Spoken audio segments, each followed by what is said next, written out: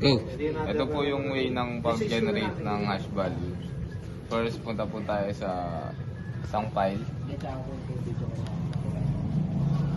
Ito po yung laman ng file na gusto natin kuhanan ng hash value. Next step is punta po tayo sa hash generator para makuha po natin ng hash value. I-attach po natin yung file na gusto natin makuha ng hash value. Ito po yung gusto natin makuha ng hash value. Click open, generate hash.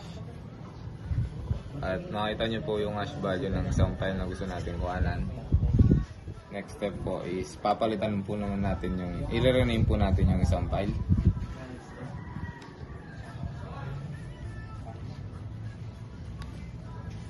Next po is papangalan natin ng, sa pangalan ko na lang po, Bren.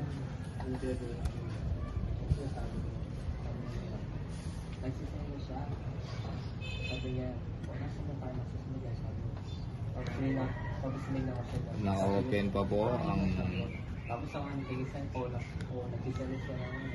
Try po muna natin i-close. Wala tayong set boss. Next step is Laro po ba?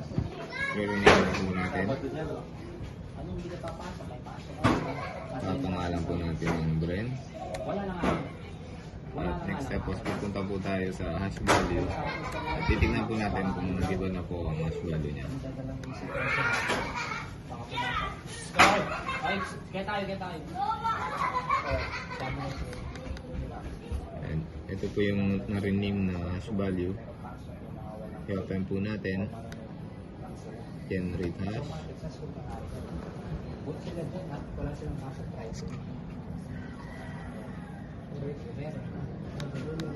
Ayun sa kapag meron price. Pero yung Friday, At nakita nyo po,